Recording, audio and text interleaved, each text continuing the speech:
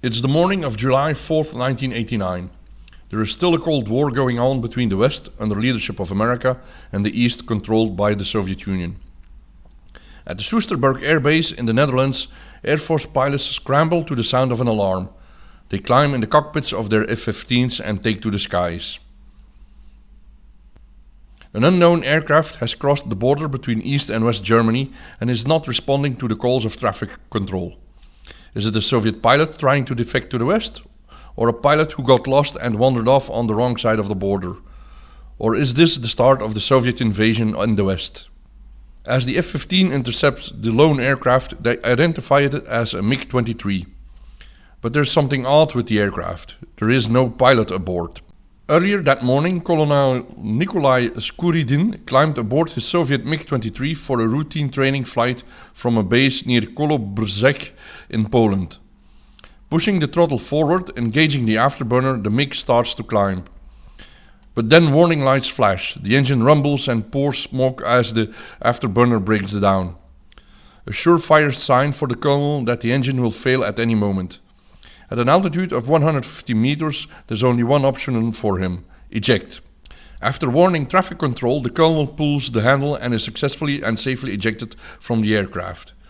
But as he floats gently to the ground beneath his parachute, the colonel noticed something went wrong. The MiG does not go down. Instead, the engine stabilized and the autopilot kicked in, steering the MiG on its original course heading west. The pilotless MiG leaves Poland and continues its course in East Germany. It then crosses the border with West Germany, triggering the scramble of the F-15s. As the F-15s trail the pilotless MiG, they confirm that there are no weapons aboard. But with a range of 1,900 kilometers, the MiG can wander deep into Nato territory. The American pilots ask for orders to shoot it down. Their commanders on the ground refrain from giving the shoot-down order.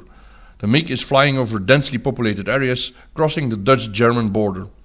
If the F-15s shoots the MiG down over a city, falling debris might cause havoc and destruction. Instead, the commanders hope that the aircraft will crash harmlessly in the English Channel. A few hundred kilometers away, the French have not such qualms, dispatching Mirage fighters near the French-Belgian border. Since there is a chance that the MiG would crash into the densely populated French city of Lille, French pilots prepare to shoot the aircraft as soon as it crosses into French airspace. But the MiG never reached France. With all the fuel depleted, the aircraft descends faster and faster until it crashes on a house in Belgium, 5 kilometers shy of the French border. Sadly, there is an occupant in the house, the 19-year-old student Wim de Lade, sleeping out after finishing his last exams. His mother and brother were the house out shopping, while his father was out working. To add insult to injury, the house was surrounded by meadows. Had the MiG remained airborne for a few more seconds, it would have crashed into empty meadows. This involuntary intrusion of NATO airspace and accidental killing of a civilian could have re-sparked the Cold War. However, a couple of months later, the Berlin Wall fell, setting in motion the end of the Cold War. After the crash, the house was rebuilt and remained in the family until it was sold after the death of the mother in 2014. Nowadays, there is nothing on the site which could reveal that on one morning in 1989, the Cold War became a sad, harsh reality on a small piece of Belgium. Thank you for watching. Don't forget to like and subscribe if you want to support this channel.